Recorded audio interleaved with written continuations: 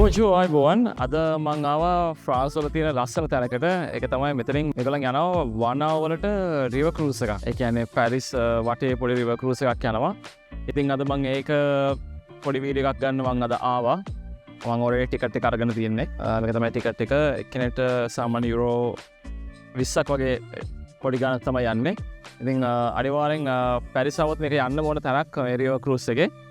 ඉතින් මගේ රිවර් ඒ කියන්නේ ක්‍රූස් එක තියෙන 6ට ඉතාල විනාඩි 30ක් විතර දෙනවා. ඉතින් මට ඉන්න වෙනවා. මං ක්‍රූස් එක ඇතුළට ගිහිල්ලා වීඩියෝ එක පටන් ගන්නවා.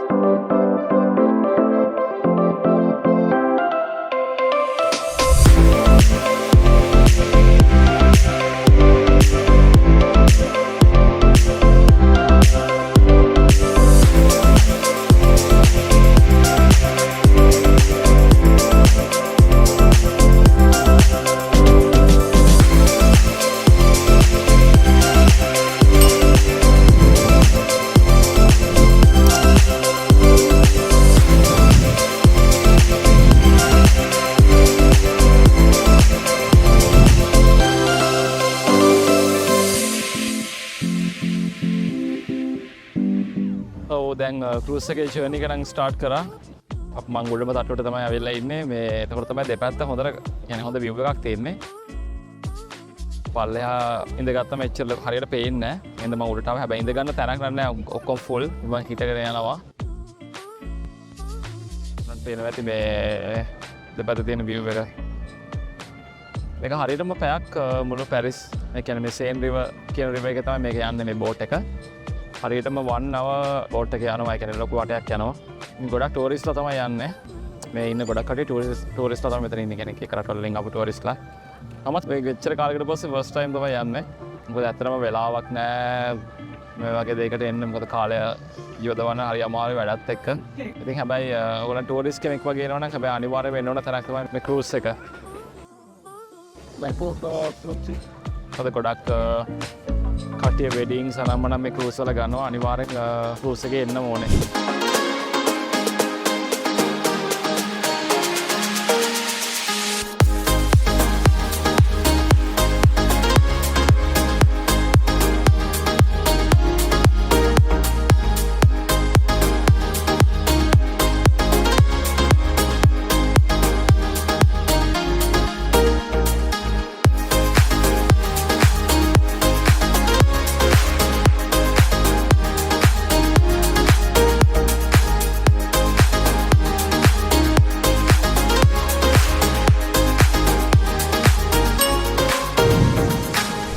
ජර්නි එකේ භාගයක් දුර ඇවිල්ලා ඉන්නේ. ඒ කියන්නේ දැන් ක්‍රූස් එක දැන් කරකවගෙන ඊළඟ ඒ කියන්නේ රිවර් එකේ ඊළඟ පැත්තෙන් යන්නේ. දැන් අපේ පටන් ගත්ත පැත්තට තමයි දැන් ආයෙ ක්‍රූස් එක යන්නේ. ලස්සන view එකක් තියෙනවා. ගොඩක් හොඳ ස්පෙෂල් ප්ලේසස් පේනවා. ඒ කියන්නේ මේ ක්‍රූස් එකට යනකොට මම හිතන්නේ මේ කැමරා ගන්න පොඩක් පේනම මදි ඇති. මොකද දුරට ගොඩක් දුර තමයි පේන්නේ.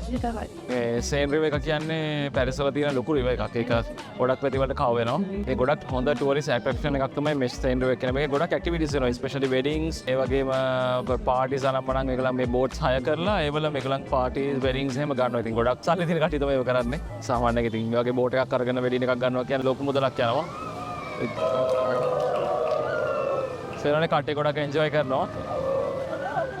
අන්න ඕනනම් බලා ගන්න පුළුවන් මෙන්න වෙඩින් එකක් වෙනවා මේ හැපැත්තේ.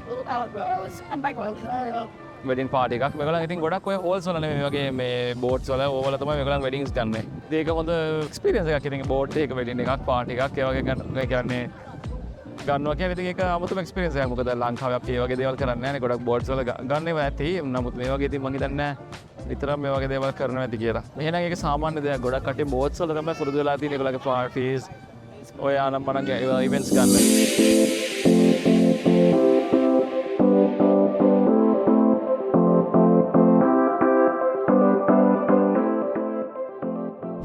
බෝට් එකේ ඉස්සරහටම ආවා ලොකු හුලඟක් එනවා මෙතන. ලස්සන view එකක් තියෙන මෙතන විතර කියලා බලක් දෙනවා. It's got sinking and please to the last light look ආරික් ගොඩාක් සුදු පවඩක් එනවා. මේක අතර මේක ඕපන් බෝට් එකක්. ඒ කියන්නේ වහලක් නැහැ. but actually see but I'm nervous we're going lower wait into getting අලුත් එක්ස්පීරියන්ස් එකක් මේක. මම දැන් මෙහෙ ඇවිල්ලා මෙච්චර කාලයකට මේ ෆස්ට් ටයිම් තමයි මේක මේ try කරේ. මෙන්න මේ රිවර් බෝට් එක්ස්පීරියන්ස් එක. ඇත්තටම හොඳ දෙයක් ඒක.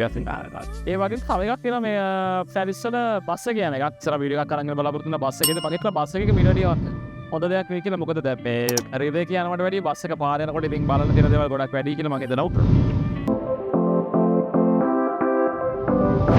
අනිවාර්යෙන් පැරිස් ආවොත් මේ ක්‍රූස් එකේ එන්න. මොකද මේක ඉතාමත් හොඳ එක්ස්පීරියන්ස් එකක්.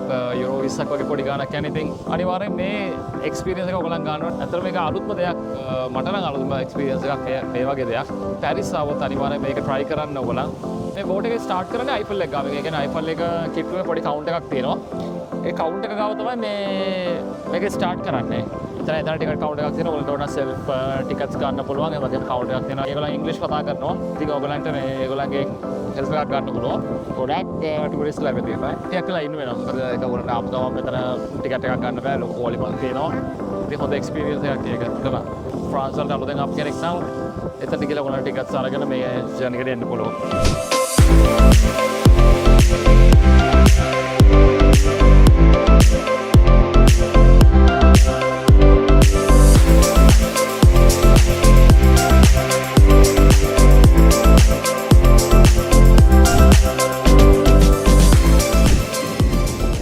එකේ ඉඳලා මේ අයිෆල් ටවර් එකේ view එක පේන්න මෙන්න මේ විදිහට තමයි. පොඩක් දුරින් පේන්නේ.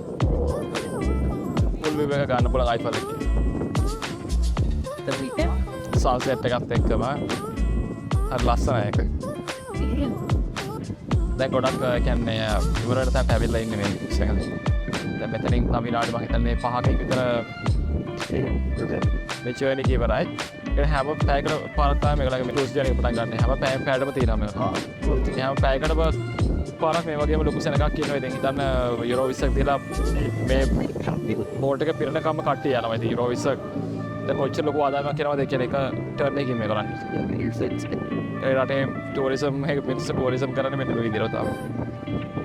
කියන්නේ හැමෝටම affordable ගාණක් දාලා තමයි මේගොල්ලන් ටූරිසම් කරන්නේ. දැන් අපි ලංකාවේ නම් ෆොරිනර්ස්ලට වෙන ගාණක් ලෝකල්ස්ලට වෙනම ගාණක් මේ රටේ නෑ. ඔක්කොටම එකම ගාණ තමයි හැමෝටම.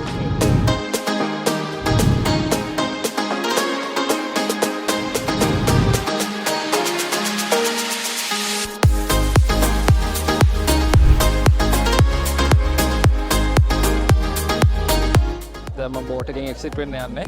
ඔයාලට පේනවාද සෙනග?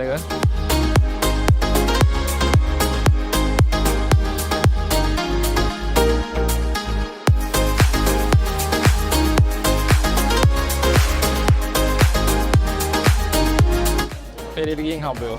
මම දැන් ක්‍රූස් එකෙන් එළියට ආවා. අපි ආයෙත් පැරිසට තියෙන ලස්සන තැනක වීඩියෝ එකකින් හම්බෙමු. එතකන් ciao.